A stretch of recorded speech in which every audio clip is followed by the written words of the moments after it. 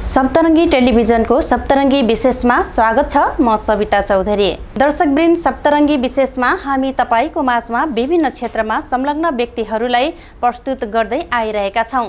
सोही सन्दर्भमा आज निजी क्षेत्रसँग जोडिनु भएका र लामो समय सामाजिक क्षेत्रको अनुभव सँगाल्नु भएका एकजना युवा व्यक्तित्वलाई तपाईसँग जोड्ने छौं। निजी क्षेत्रको सबैभन्दा ठूलो संगठन नेपाल उद्योग वाणिज्य महासंघ यति बेला चुनावी माहौलमा तातिएको अवस्था छ। चैत्रको अन्तिम साता हुनुपर्ने चुनावी विषम परिस्थिति कोरोना महामारीका कारण यही श्रावणको 25 र 26 गते हुने मिति तोकेपछि यति बेला विभिन्न पदका लागि हुने निर्वाचनमा आकांक्षीहरूको दौडधुप चलिरहेको छ।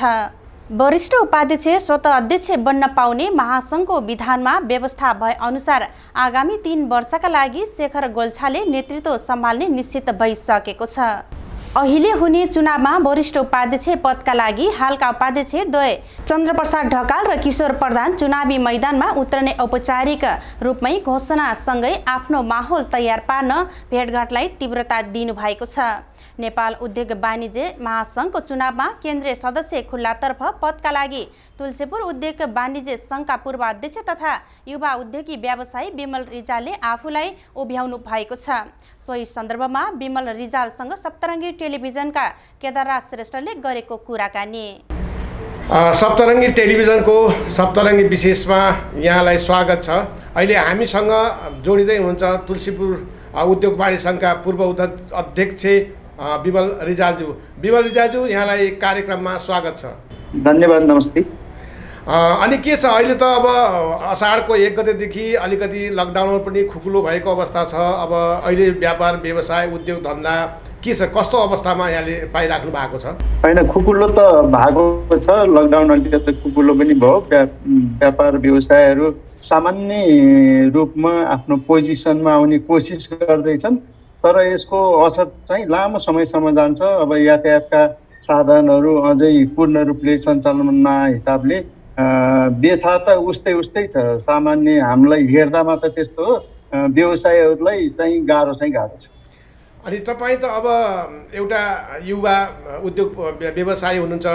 तपाईँ चाहिँ अब विभिन्न सामाजिक सङ्घ संस्थाको अनुभव बटुल्दै 2062 सालमा तपाईँ तुलसीपुर उद्योग वाणिज्य सङ्घसँग जोडिनुभयो। त्यो अवस्थामा तपाईँलाई कस्तो किसिमको अनुभव भएको थियो? हो, हजुरले भने जस्तै म 60-62मा उद्योग वाणिज्य सङ्घमा जोइन गरेँ हौँ। म लगातार अहिलेसम्म उद्योग वाणिज्य सङ्घका विभिन्न पदमा बसेर सेवा गर्ने अवसर पनि पाएँ। तर जुन हिसाबले 60-62देखि यता 15 वर्ष 16 वर्षको दौरानमा व्यवसायको जुन स्तर छ बढ्दै जानुपर्नेमा घट्दै गएको हामीलाई फिलिङ भएको छ। जुन व्यवसायीहरूको समस्याहरू पनि बढ्दै गएको छ, व्यवसायको लेभल, मुनाफाको लेभल सबै घट्दै गएको छ, खस्कदो स्थितिमा छ। त्यो हिसाबले हाम्रा उद्योग व्यवसायहरू निर्वाध रूपले चल्नुपर्ने हो। जुन लेभलमा जुन स्पिडमा जानुपर्ने हो त्यो स्पिड मेन्टेन गर्न सकेका छैनन्। सबै हिसाबले दर्दनाक स्थिति छ। यो डरलाग्दो अवस्था हो राज्यको लागि पनि, व्यवसायी निजी क्षेत्रको लागि मात्रै नभएर राज्यको लागि पनि। उद्योग व्यवसायहरू निर्वाध रूपले सञ्चालन नहुनु, उद्योग सञ्चालन गर्ने व्यवसायी साथीहरूले ट्रेडिङको काम गर्नु, इन्टरप्राइजेसहरूको वृद्धि हुनु हामीलाई चिन्ताजनक स्थिति देखिन्छ। यसलाई गम्भीर भएर राज्यले पनि सोच्नुपर्छ र हामी जस्तो निजी क्षेत्रको नेतृत्व गर्ने साथीहरूले पनि राज्यसम्म आफ्ना समस्याहरू पुर्याएर यसलाई सहज गर्नुपर्छ भन्ने हामी मान्यता राख्छौँ। तपाईँ त अब एउटा युवा अवस्थामा नै सामाजिक सङ्घ संस्थामा जोडिनुभयो, जस्तो चाहिँ रोटरी क्लबमा, त्यसपछि लायन्स क्लबमा। त्यसमा र काम गर्दा र यसमा तपाईँ चाहिँ 62 सालमा उद्योग वाणिज्य सङ्घको एउटा कार्य समितिमा जोडिँदाखेरि तपाईँलाई काम गर्ने शैलीहरूमा उद्योग वाणिज्य सङ्घको र त्यो सामाजिक संस्थाहरूकोमा कति फरक पाउनुभयो? के फरक पाउनुभयो?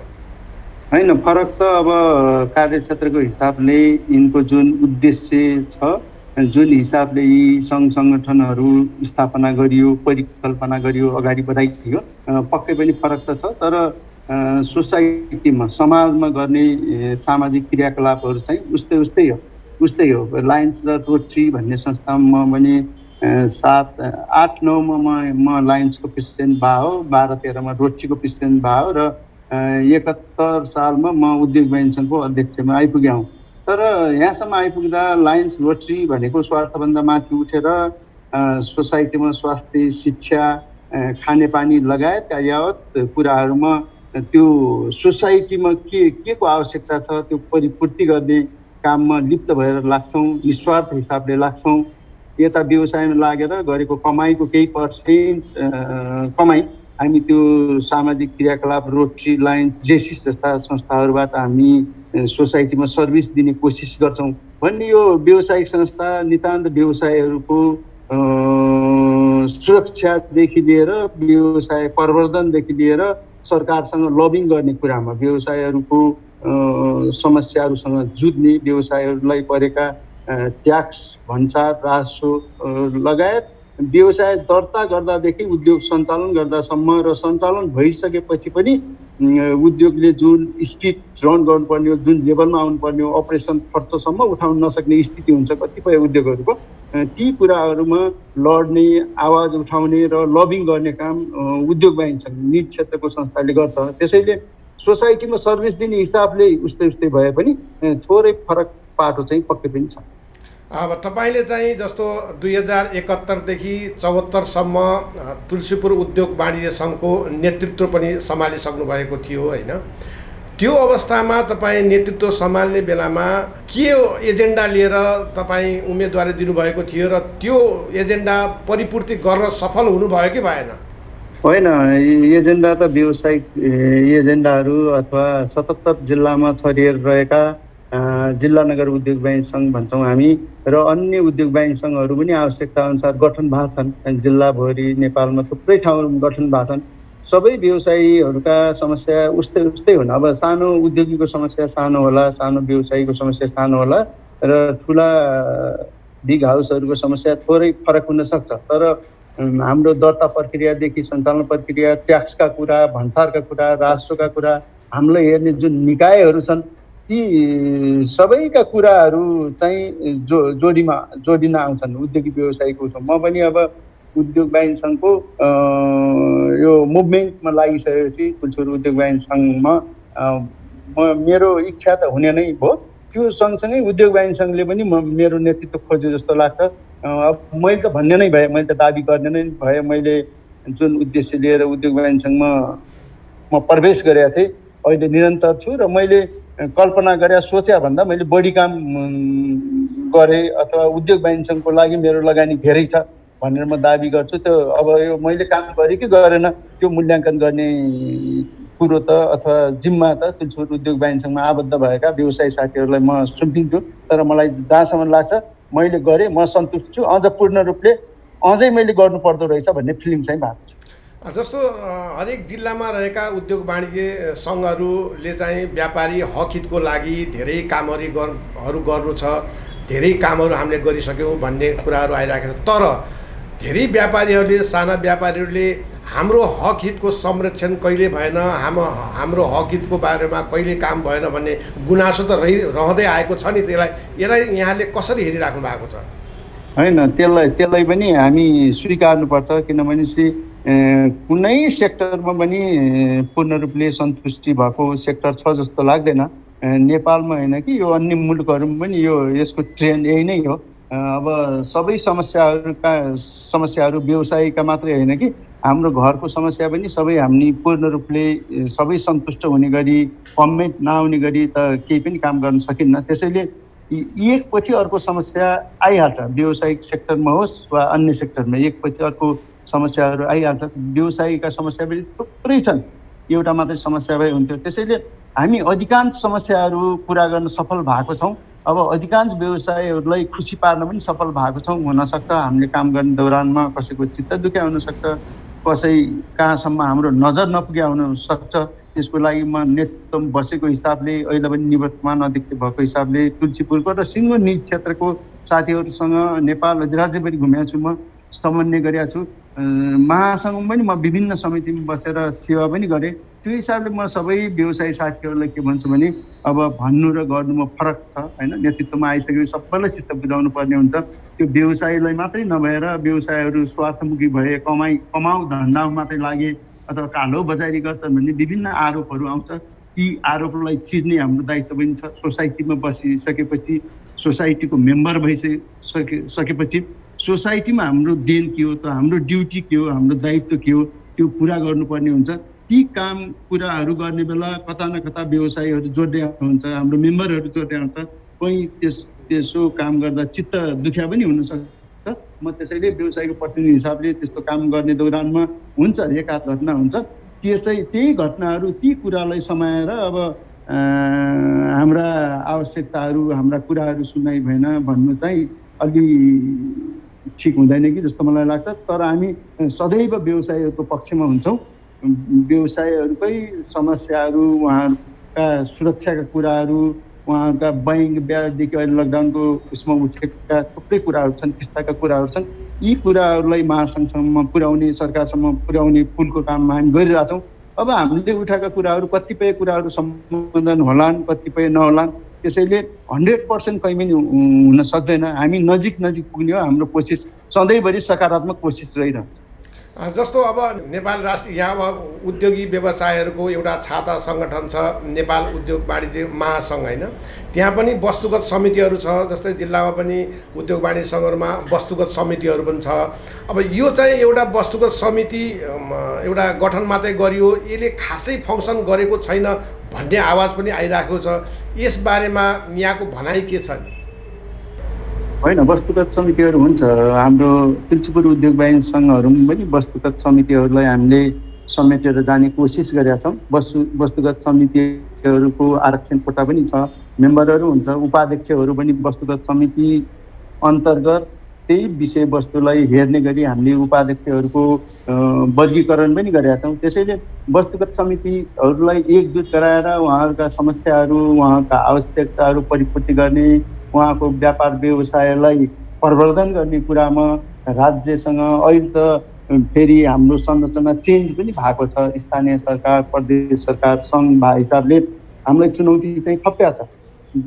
जुन स्थितिमा नेपाल उद्योग वाणिज्य सङ्घ र नेपाल उद्योग वाणिज्य सङ्घ अन्तर्गतका वस्तुगत, एसोसिएट, संस्थागत र जिल्ला नगरका साथीहरूले काम गर्दै हुनुहुन्थ्यो। अहिले आएर फेरि संरचना चेन्ज भए हिसाबले हामीलाई चुनौती थप्या छ, झन्झटिलो चाहिँ भएको छ। त्यसैले उहाँहरूले पनि के सम्झिनुपर्छ भने हामी एकजुट भएर एक ठाउँबाट आवाज उठाउन सक्यौँ र अगाडि बढ्न सक्यौँ भने पक्कै पनि हाम्रा यस्ता सानातिना समस्याहरू, हामीलाई आइपर्ने समस्याहरू समाधान गर्न इजी हुन्छ। हामी नेतृत्व गर्ने साथीहरूलाई, आवाज उठाउने पहल गर्ने साथीहरूलाई काम गर्न इजी हुन्छ। जानेर हाम्रा कुराहरू दुई मत हुन्छन्, हाम्रा कुराहरू विभिन्न सङ्घ संस्थाको नाममा हामी छुट्टिएर, फाटेर, अलग भएर आवाज उठाउने कोसिस गर्छौँ। त्यहाँनिर पक्कै पनि राज्यले त्यसलाई हेर्ने दृष्टिकोण, त्यसलाई बुझ्ने लेभल र त्यो हामीसँग गर्ने व्यवहार चाहिँ पक्कै पनि फरक। जस्तो जिल्लाका उद्योग वाणिज्य सङ्घहरूको एउटा छाता सङ्गठन छ यहाँहरूको नेपाल उद्योग वाणिज्य महासङ्घ। अहिले यो लकडाउनको अवस्थामा र यो विषम परिस्थितिमा नेपाल उद्योग वाणिज्य महासङ्घले त्यति खासै भूमिका निर्वाह गर्न सकेन भन्ने उद्योगी व्यवसायहरूको एउटा गुनासो छ नि, यसलाई कसरी हेरिराख्नु भएको छ यहाँ? होइन, हजुरले भने एकदम 100% म सहमत छु। वास्तवमा 18 बेलामै सङ्गठन गार्जियन महासङ्घ पत्नी हो। त्यो घरको सवालमा होस्, राज्यको सवालमा होस्, हामी व्यवसायीको सवालमा गार्जियन पत्नी भनेको 18-17 मा सहज स्थितिमा त हामी व्यवसाय आरामले रन गराइराखेका थियौँ। अब अहिले कोभिडका कारणले विगत 3 महिनादेखि व्यवसायहरू बन्द छ। बैंकको ब्याजका कुराहरू छन्, किस्ताका कुराहरू छन्, हर्जनाका कुराहरू छन्। व्यवसायलाई फेरि फुल फेजमा रन गराउनु पर्ने कुराहरू छन्। अनि कोभिडको च्यालेन्ज छुट्टै छ, कोभिड-19को च्यालेन्ज हामीलाई छुट्टै छ। सुरक्षाका उपायहरू अवलम्बन गरेर उद्योग धन्दा सञ्चालन गर्ने कुराहरू छन्। यावत कुरा सँगसँगै महासङ्घको निर्वाचन पनि आएको हिसाबले थोरै हाम्रो नेतृत्वमा बस्ने हाम्रा अग्रजहरूको ध्यान यता व्यवसायका समस्यातिर नपुग्या हो कि भन्ने फिलिङ हामीलाई पनि भएको छ। र पटक पटक हामीले यी कुराहरू प्राय महासङ्घका नेतृत्वमा बस्ने साथीहरूसँग हामी कुरा उठाउँदै आएको छौँ, आवाज उठाउँदै आएको छौँ। मलाई लाग्छ हजुरले भने जस्तै नेपाल अधिराज्यको सबै व्यवसायीलाई यो फिलिङ भएको छ। यो फिलिङ नहुनु पर्थ्यो। यो 18 स्थितिमा महासङ्घका नेतृत्वमा बस्ने साथीहरू सम्पर्कमा बस्ने, आवाज उठाउने, सरकारसँग समन्वय गर्ने, पुलको काम गर्ने र हामी अप्ठ्यारो परेका व्यवसायी साथीहरूलाई अलिकति महासङ्घ छ है, अप्ठ्यारो महासङ्घले काम गर्छ, हाम्रो काम भनेको यस्तै बेला हो भनेर आफ्नो जुन प्रस्तुति, आफ्नो जुन दायित्व पुरा गर्नु पर्थ्यो त्यो दायित्वमा अलिकति चुक्नुभयो कि भन्ने फिलिङ हामीलाई पनि भएको छ जिल्लामा नेतृत्व गर्ने साथीहरूलाई। त्यसैले म के आशा गर्छु भने आगामी दिनहरूमा यस्ता गल्तीहरू दोहोरिँदैनन् र यो जुन काम गर्ने शैली छ यो शैली हाम्रो लिभिङ स्टाइल, हाम्रो जीवनशैली पनि चेन्ज गर्नुपर्ने भएको छ। त्यसमा महासङ्घले पनि थोरै गम्भीरतापूर्वक सोचेर आगामी दिनहरू अगाडि बढाउनु पर्छ र बढ्छ पनि भन्ने मैले अपेक्षा दिएको छु। अब यही चैतको 25 र 26 गते नेपाल उद्योग वाणिज्य महासङ्घको अधिवेशन पनि हुँदैछ। अब यसमा नयाँ अब निर्वाचन पनि हुँदैछ। अब केन्द्रीय सदस्यमा यहाँले विमल रिजालले केन्द्रीय सदस्य पदको लागि एउटा आफूलाई उम्मेदवारको घोषणा पनि गरिसक्नु भएको छ र तपाईँको उम्मेदवारी के का लागि र अहिले यो बेलामा तपाईँले कस्तो किसिमको तयारी गर्नुभएको छ यो निर्वाचनको लागि? होइन, हजुरले भने जस्तै चैतको 28-29 हाम्रो नियमित अधिवेशन हो, नियमित साधारण सभा हो। यो कार्यकाल 3 वर्ष कार्यकाल पुरा भएको छ हाम्रो अहिलेको करेन्ट महासङ्घको कार्य समितिको। यो कोभिडको कारणले अहिले हाम्रो श्रावणको 26-27 गते भनिन्छ। साउनको 26-27 गते यो सम्पन्न हुँदैछ। त्यसमा यहाँले केन्द्रीय सदस्यको लागि उम्मेदवारी पनि घोषणा गर्नु भएको छ। यसको लागि हामी सप्तरङ्गी टेलिभिजनको तर्फबाट यहाँलाई अग्रिम शुभकामना पनि दिन्छौँ होइन। अब त्यो उम्मेदवारी यहाँ के का लागि र अब यो विषम परिस्थितिमा तपाईँले यो दाङ जिल्लाको उद्योगी व्यवसायहरूको आवाज कस्तो किसिमले चाहिँ उठाउने तपाईँले आफ्नो एउटा चाहना राख्नु भएको छ, यसबारेमा अलिकति जानकारी गराइदिनुहोस् न त। हजुर दाइ, थ्याङ्क यू। हजुरलाई धेरै धेरै धन्यवाद पनि। पक्कै पनि हजुरले भने जस्तै अब महासङ्घको निर्वाचन यो श्रावणको 25, 26, 27 गते भोटिङ हुने हो। त्यसमा मैले पनि लामो समयदेखि निज क्षेत्रको नेतृत्व यहाँ जिल्ला नगर लेभलमा नेतृत्व गरे हिसाबले एकपल्ट रहर जाग्यो महासङ्घमा बसेर पनि सेवा गरौँ त, महासङ्घलाई हेरौँ त। महासङ्घमा बसिसकेपछि सबै नेपाल राज्यभरि छरिएर रहेका 77 जिल्लामा रहेका जिल्ला नगर उद्योगी व्यवसायी साथीहरूसँग पनि समन्वय हुने, साथीहरूका समस्या पनि बुझ्न पाइने, यथार्थ निजी क्षेत्र नेपालको निजी क्षेत्रको पोजिसन के छ, नेपालको निजी क्षेत्र कसरी अगाडि बढिरहेछ भन्ने कुरा पनि अध्ययन गर्न पाइने भन्ने हिसाबले मलाई पनि इच्छा जागेर मैले केन्द्रीय सदस्य पदमा खुल्ला तर्फको केन्द्रीय सदस्य पदमा घोषणा पनि गरेँ र उम्मेदवारी पनि दर्ता गरिसकेको छु मैले अनलाइन मार्फत। अहिलेको प्रविधि प्रयोग गरेर 21 गतेदेखि आषाढ 21 गतेदेखि उम्मेदवारी खुल्ला भएको छ। त्यो हिसाबले मैले केन्द्रीय सदस्यमा उम्मेदवारी पनि दर्ता गराइसकेको छु। अब कोभिडले हामीलाई काम गर्न सहज अवस्थाको सिर्जना गरिदियो। कोभिड-19 का कोरोनाका बिरामीहरूको जुन लेभल छ त्यो लेभल मेन्टेन गर्न सक्यौँ र सामान्य अवस्था भयो भने मलाई लाग्छ श्रावणमा निर्वाचन पनि हुन्छ, हामी यो साधारण सभा सम्पन्न गर्छौँ, अधिवेशन सम्पन्न गर्छौँ।